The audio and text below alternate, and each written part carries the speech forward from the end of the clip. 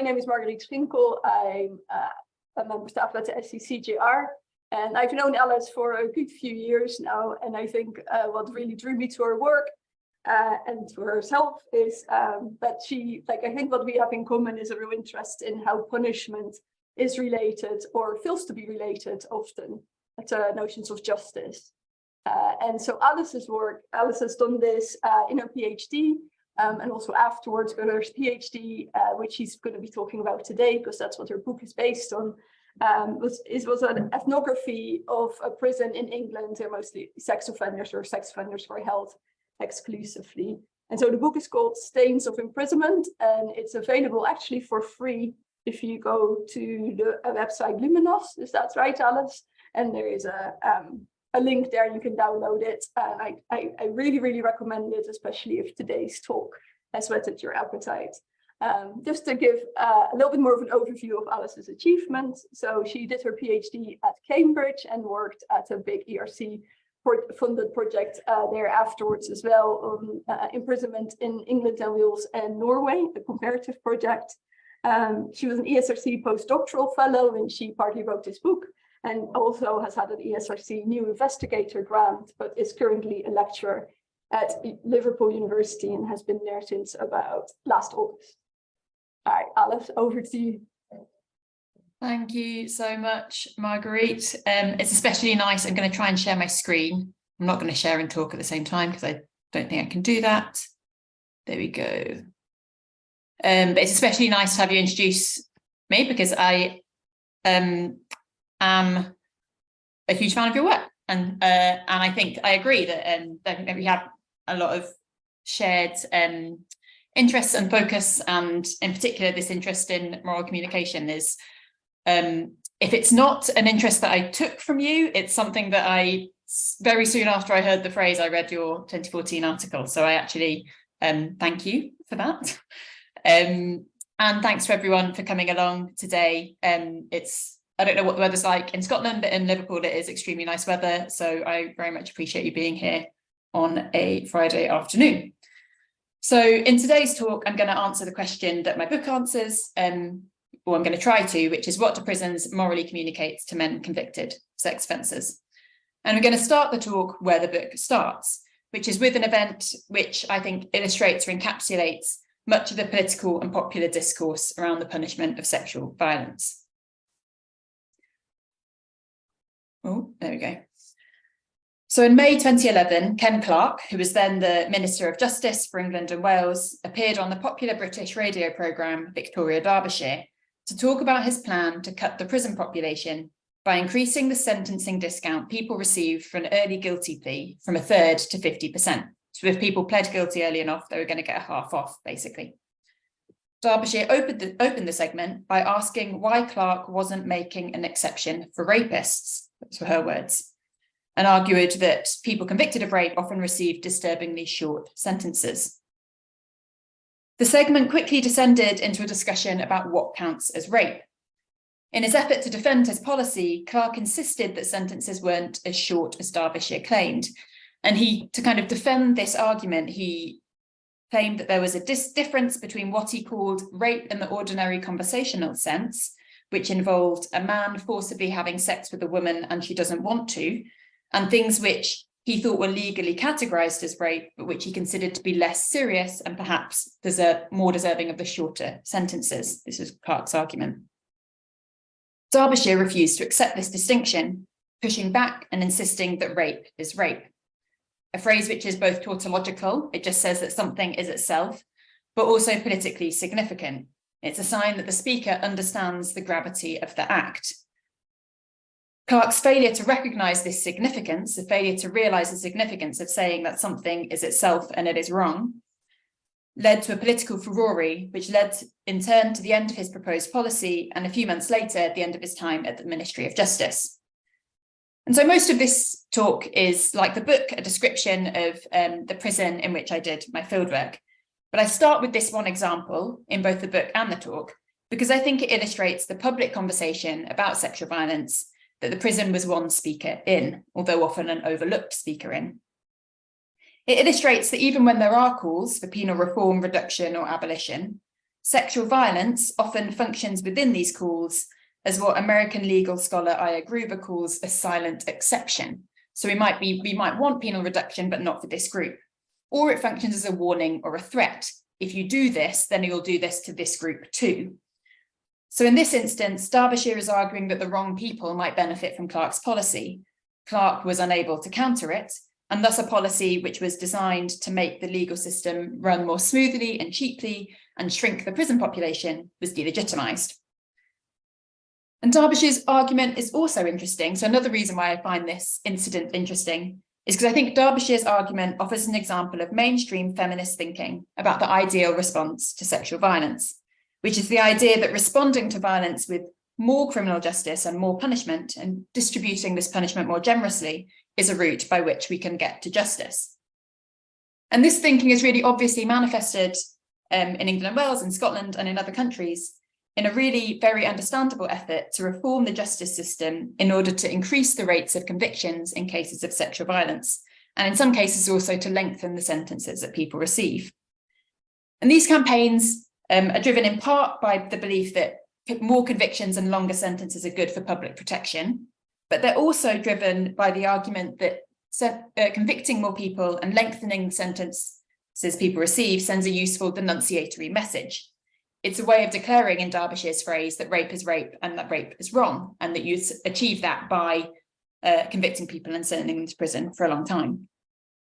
And there's a lot of controversy amongst feminist thinkers and activists about whether the pursuit of convictions and punishment is the right route to justice. So people who kind of make this case are sometimes called carceral feminists. That's not a term that I use because it's not a term that they use to describe themselves, but that's the kind of debate.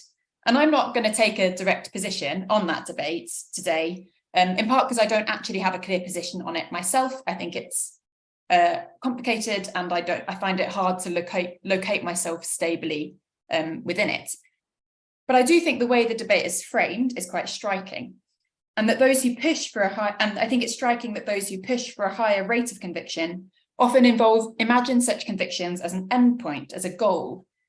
And while they might imagine that people should, once they've been convicted, should get a longer period of time in prison, they rarely, and they think that maybe longer sentences might add force to the denunciatory message. They rarely say much about what should happen once people get to prison. So their activism kind of stops at the prison gates. And when they do say anything about what should happen in prison, it's normally relatively non-specific claims along the lines of prison shouldn't be punitive, prison should be humane, prison should be rehabilitative, prison shouldn't be damaging, something like that. And these are definitely laudable aspirations, but I'm a prison sociologist by background. I spent a long time working in a prisons research centre.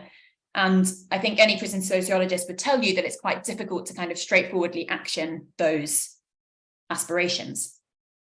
And so one goal of the book is to make what happens in prison part of the conversation about how to respond to sexual violence, not to use that to kind of take a position, but to introduce this material as a way of broadening and I hope kind of enhancing the debate.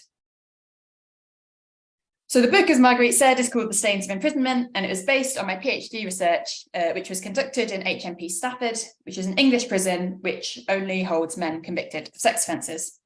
And just as an aside, this is quite a common model in England and Wales, having kind of separate prisons for people convicted of sex offences. There's a really large number of people convicted of sex offences in prison. So about a fifth of the male estate, just under a fifth of the male estate, is currently serving a sentence for a sex offence. And as is quite well known, people convicted of sex offences risk kind of danger and violence in prison. And as a result, they're very often held either in separate prisons. So there's 8 or 9 prisons just for people convicted of sex offences in England and Wales, or they're held in separate units or wings normally. And these units or wings are often quite big. So some people are held on mainstream wings, but I think it's quite typical for people convicted of sex offences to serve their sentences in kind of separate institutions or separate kind of sub-institutions. And so in 2015, for my PhD, I spent about 5 months visiting Stafford, which was one of these prisons. I was there 3 or 4 days a week, and I engaged in a lot of kind of unstructured participant observation, mostly on the wings, on the residential wings, but also in staff offices, in the chapel, in workshops, and so on. And I also conducted 42 long interviews with prisoners, which had a mean length of 4 hours, and 12 shorter interviews with prison staff. And the book's main argument is that we should understand prisons as morally communicative institutions. So institutions that say something to prisoners about who they are and what they have done. And these messages are sometimes sent verbally by particular penal actors. So they're sometimes sent by, prison officers, psychologists, probation officers, whoever, saying something. But more often than that, they are sent non-verbally by how prisons use power, by how they inflict pain, by the physical conditions prisoners are held in, by who they are imprisoned with, by the regime they're subjected to, and so on. And the book is mostly empirical. It's mostly a description of the different kind of dimensions and aspects of moral communication as it existed in the prison. But it also ties in with penal theory literature. And penal theory literature is basically philosophical and political literature, which is about whether and under what conditions punishment can be justified. And one significant thread in this literature, which has been particularly influential in the last few decades, is that one thing that could justify punishment is its morally communicative effects. So maybe one of the reasons why it's okay to punish people is because doing that kind of sends an important message or says something which needs to be said through punishment. And the literature outlines 3 messages which punishment could, in theory, communicate to punished people. So the first is, I kind of summarize in the book as what you did was wrong. And this is the goal of what we call moral education theories of punishment, which argue that punishment could maybe teach moral lessons.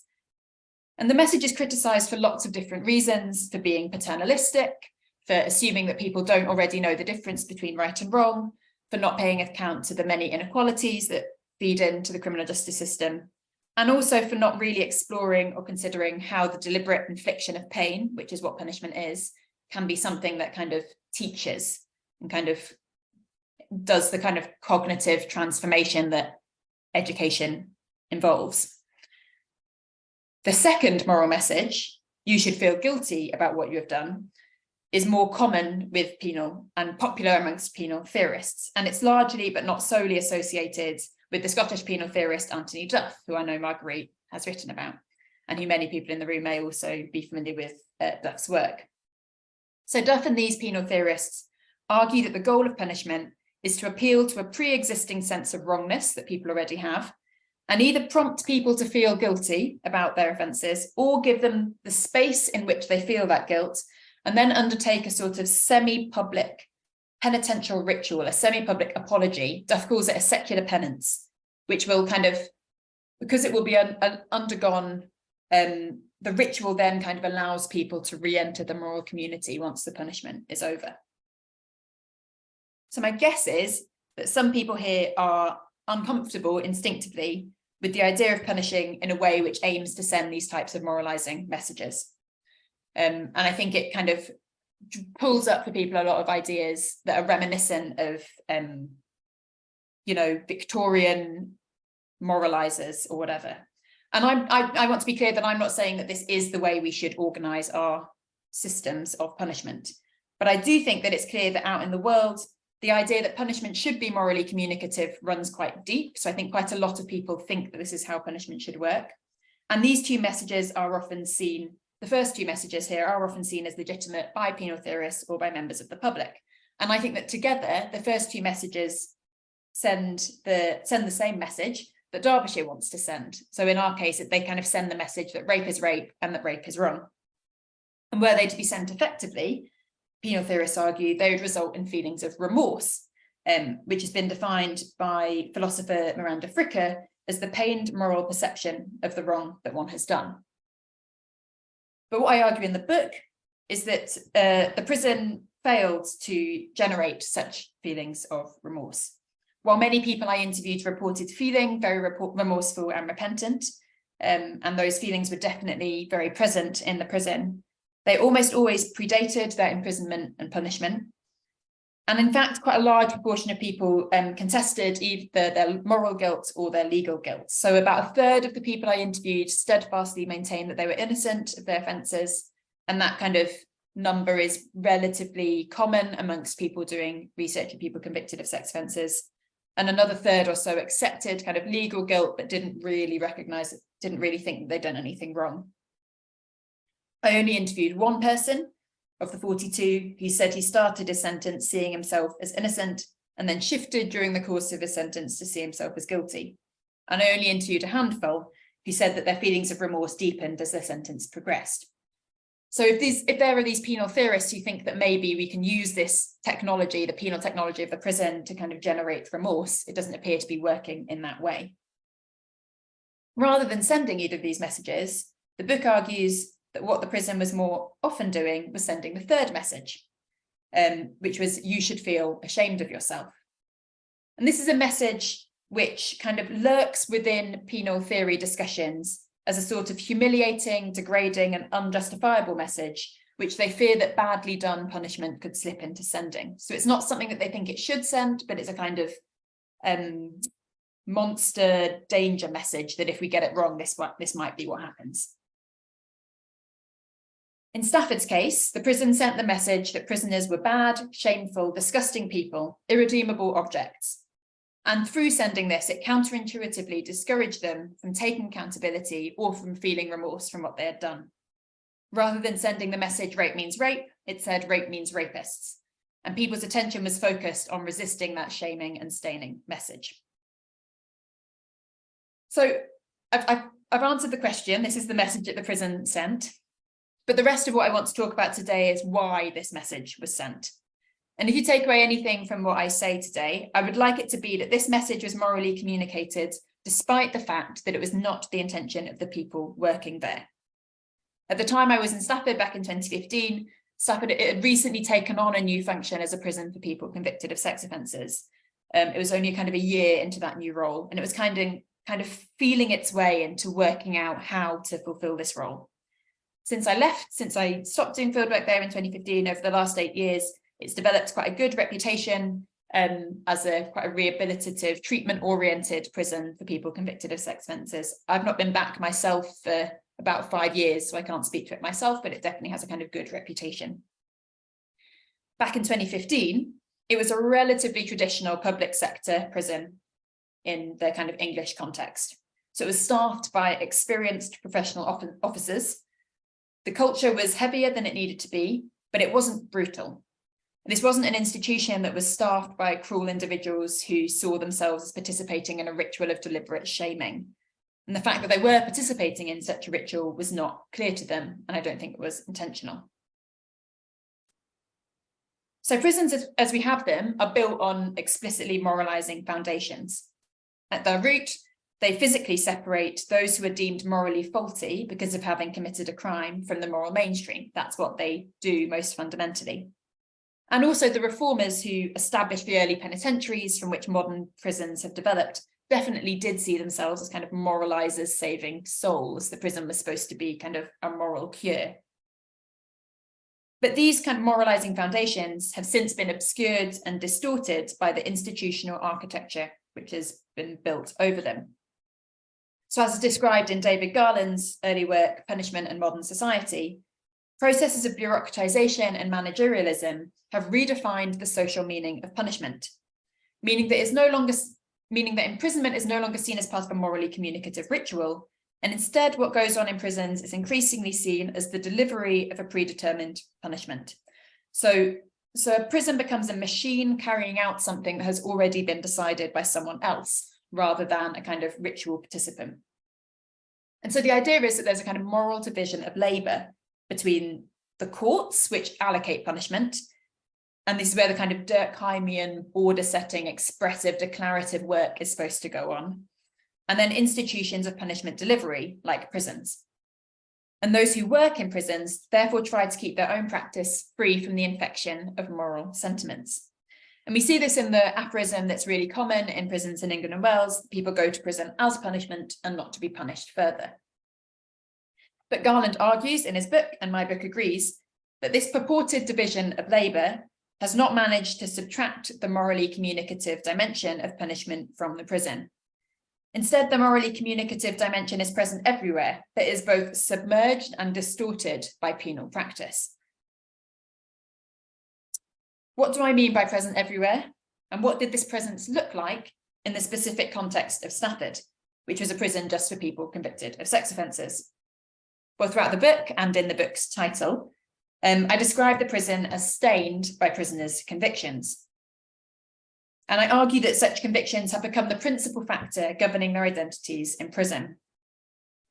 So the density of this stain was evident in just how often people told me unprompted that they weren't a real sex offender, either because they weren't guilty or because they changed.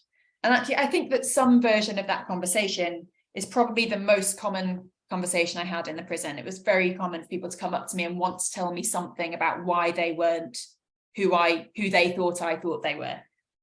And the quotation from Keith on the slide is illustrative of that. And if there's anyone in the call who's got any experience working with people convicted of sex offences, that type of quotation will probably be quite familiar to them. You hear that type of thing quite a lot. Prisoners, the stain that had been kind of adhered to people convicted of sex offences was permanent, it was disgusting, and it was imprecise. It placed people into a broad category, the sex offender, which operated through stereotypes and assumptions. People thought they knew who sex offenders were, they're a particular type of person. But this category did not necessarily speak very clearly to what they themselves had done. And they feared that this categorization would have a material effect on their lives for years after their release from prison, that it would continue to affect their social relationships, so they would struggle to get jobs or friends or partners or anything like that. And that would also have an effect on their legal status, so they'd have to sign the sex offenders register or have restrictive license conditions that might limit their abilities to reintegrate, for example. So the moral message, the stain, had permeated, excuse me, had permeated the prison. And it was both present, but also rarely acknowledged in conversations with staff. It was kind of there, but it was submerged. Prison officers in Stafford were the staff group who had the most frequent interactions with prisoners. And they were really committed to the moral division of labour, which Garland describes. So they saw themselves as an instrument of the court, in the words of one officer, and they considered that it was their responsibility to be morally neutral. They were quite frightened of the risk of becoming punitive in their expression, and they really tried to avoid it. So therefore, in most cases, they said they avoided even thinking about prisoners in ways that were framed by their stained moral identities. They tried to avoid finding out what people were in prison for, and if they did need to find out, they tried to avoid thinking about it too much. And definitely they tried to avoid discussing it with them, worrying that this kind of knowledge would awaken punitive impulses. And this attempt to ensure moral neutrality may well have been necessary, but it also led officers to kind of avoid talking to prisoners about their lives or their backgrounds. And this had the effect that staff-prisoner relationships in the prison were actually really distant, and kind of more distant than you would expect in a prison of Stafford's type. And they were distant in a way which, in the book, I argue, damaged officers' abilities to manage the wings well. So it meant they didn't know their prisoners very well, and that also made it difficult to do the kind of safety and rehabilitative work that they needed to. But it also, that kind of distance sent its own moral message, even while they were trying to do it to stop it themselves from sending a message. So prisoners knew that staff were trying to avoid them because of the category they'd been placed in. So Ahmed, for example, who's quoted at the bottom, he insisted that one of the female officers on this wing was trying to hide her feelings of dislike and disgust whenever she talked to them, but these feelings were nevertheless obvious to him. Okay. So in the modern prison, if there is an arena in which moral communication is supposed to take place, it probably isn't through officers. It's probably through kind of rehabilitative processes. And as kind of penologists know, in the modern prison, rehabilitation is often imagined as being primarily a psychological process, which happens in kind of specialized arenas, cognitive behavioral treatment programs, conversations with psychologists, and so on. And so if modern prisons are trying to shape how people think and talk about their offending, it's probably going to be in these arenas, in treatment courses and in conversations with psychologists. But the way rehabilitative work was undertaken in Stafford, in 2015 at least, was so saturated by power that it prioritised the performance of accountability over genuine engagement in it. At the time of the fieldwork, the main treatment programme, which was available for people convicted of sex offences in England and Wales, was called the Sex Offender Treatment Programme. And this was a programme that required people to admit guilt if they were to participate. The SOTP no longer is run in prisons in England and Wales. It's now a course which doesn't require people to admit guilt. But at the time, this was the way things were run. And the system really incentivised people to complete the courts, and thus it also kind of incentivised them to admit guilt. So in many cases, people either needed to complete the SOTP in order to get parole, or they thought they might. They thought course completion would affect their licence conditions, and they also thought that it would affect their conditions in prison because of rules governing the incentives and earned privileges programme, which would then they were then the rules in England and Wales. And so people felt they were strongly pressured or encouraged by the prison to admit guilt. And it was undoubtedly the case this power-laden system of rehabilitation shaped the stories that people told. In some cases, it might have falsely prompted people to claim guilt when they were actually innocent. And certainly I interviewed several people, including Tony, who's quoted on the slide, who said that he had told the prison he was guilty so that he could do the treatment courses, but he said to me that he wasn't actually guilty. But the system also gave people a kind of an alibi or a reason to tell different stories to different audiences. So Tony told me and his family and friends that he wasn't guilty. He was telling the prison that he was, and he said he had only said this to the prison because he needed to. So whether he was guilty or not, which is obviously something I don't know the answer to, the prison's incentives were kind of pulling him in different directions and only able to operate on what he said publicly in quite a narrow sphere. So we have a system of punishment that tells people that they are permanently bad, awful, disgusting people. And we have a system of punishment which does so in a way which is submerged in the public sphere, which incentivizes the telling of distorted stories. What difference did this form of denunciatory moral communication make? Well, the main thing I argue in the book is that it actively discouraged people from engaging in processes of accountability. Sending out such a staining message encouraged people to maintain that they were innocent in order to evade the label. And even when people had admitted that they were legally guilty, in most cases, their focus was again on evading the connotations of the label rather than on engaging seriously in processes of making amends or reflecting on harms or changing in any way. And this finding is consistent with the findings of research on shaming, which suggests that when people are shamed in a stigmatizing way, when they are told that they are bad people, they respond with feelings of anger and denial as a kind of form of self-protection. When people are shamed in an inclusionary way, when it's done by people they like, in a way which is consistent with their values and operates on what they have done rather than on who they are more likely to respond with an acknowledgement and acceptance of what has been done and with the desire to make amends. But the fact that prison sent this message doesn't mean that no one in the prison took responsibility or was distressed by what they had done. So another thing I'd like you to take away is I don't want people to kind of think that this was an institution purely made up of people who were maintaining innocence. Although that was a common part of the discourse, it wasn't the only part of the discourse. So one of the things I do in the book is present a typology in which I argue that what people thought about or how they talked about their offending and their punishment was linked to how they did their time in prison. So in other words, how people responded to the message that was sent to them by their imprisonment also affected how they interacted with the prison as an institution of power. And in this typology, I identify one group, which I call repentant prisoners. This was a group that made up about 1/5 of the sample, although the sample I doubt was that representative, so probably a different number of the population. And these men were people who had mostly committed contact offences against people known to them. These offences had often been committed over an extended period of time, and they often reported and demonstrated extreme feelings of guilt and self-disgust. They'd often been suicidal before their arrest and imprisonment, and said that such feelings had actually only stopped once they had gone to prison. They described embracing their imprisonment as an opportunity to receive the punishment that they felt they deserved, and they saw their sentence as an opportunity to go through a penitential ritual that they thought they needed or that they thought they owed. So they were deeply remorseful and were trying to use the prison as a way to feel guilt. So to return to the penal theory that we were talking about earlier, they were trying to use the prison in the way that Duff intended. They were trying to use it as an opportunity for secular penance. But they were also deeply frustrated by the fact that the prison and they felt that the prison and the community were trapping them in the past, that these institutions would always see them as a sex offender, quote, and would never recognise that they had changed. So they were trying to engage with the prison as a ritual of punishment and redemption, but they didn't feel that the prison and the community were holding up their side of the bargain.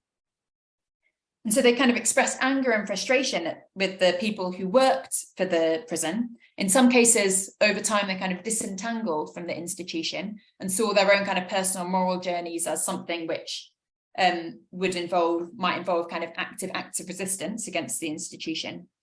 And like other prisoners, they spent a lot of time also insisting that they were not the monsters they were depicted as. That was still a big part of the way they presented themselves. So to conclude, in this talk and in this book, I argue that Stafford functioned as a denunciatory institution which sent the message rape means rapists and declared to prisoners you should feel ashamed of yourselves. Prisoners responded to the force and form of this message by trying to wash themselves clean of stain by whatever means necessary. But why does any of this matter? Why is it worth bringing the moral conversation which happens in prisons into the wider public conversation about how we should respond justly to sexual violence? The morally communicative failures I've discussed in this talk don't seem to have any impact to reoffending levels. So that's not a reason that we can argue why any of this matters. So lots of people have a really strong instinct that accountability and remorse are necessary for change. And this instinct, I think, is shared by people who work in the justice system, but it's also felt by people, by many abolitionists, also often think that accountability is a kind of prerequisite for personal change. But there's not really clear evidence for this relationship. In the specific context of people convicted of sex offences, there's no evidence that maintaining innocence or making excuses for sexual offending makes anyone any more likely to reoffend. And it might be the case, there is some evidence that maintaining innocence and making excuses might in fact benefit desistance from sexual offending. So and if people have questions about that, I'd be really happy to discuss it in the question and answer section, because there's a lot of discussion in the field about why that might be. So prisons like the one in which I did my fieldwork send the shaming message and discourage accountability, we can't argue that this makes reoffending any more likely. But we can argue that it's a problem normatively, and that the type of punishment that was happening in the prison was unjust. And to make that argument, I don't think you need to rely on a quantity metric. You could do it by, you could try to argue that people are receiving too much punishment, more punishment than they deserve, or you could argue that they're receiving too little punishment, not enough, not the amount of punishment that they deserve. But I don't want to rely on a quantity metric. Instead, I want to make an argument for clarity, that one of the things we should be doing with punishment is speaking clearly if we are going to punish at all. So one reason why we punish, says Durkheim, says many penal theorists, says Victoria Derbyshire, is to make clear collective statements about certain actions. So to give these actions a meaningful moral label and to declare that they were wrong. And the hope of doing this is partly to kind of collectively as a society acknowledge what happened to the victim, to recognise something happened and that thing was wrong. We also do it as a way of trying to shore up moral standards by making clear moral boundaries between certain actions. And we also perhaps do it as a way of creating conditions for a form of moral repair. Margaret Urban Walker, who is a moral philosopher, argues that when serious injustices occur, and she's talking primarily in the context of political violence, but when these serious injustices occur, if everyone involved, so the community, the victim, but also the perpetrators, if they share an understanding about what happened, if they share a language and an acceptance that what happened was what it was and that it was wrong, that this might be one prerequisite for moving forward together in some form of shared moral community. She thinks this is one prerequisite for what she calls moral repair. And what I argue in the book is that the primary system of punishment that we have for responding to sexual violence does not speak with clarity that will help us to get there. And I think it is wrong that we construct systems that move us more towards staining than mending. Thank you.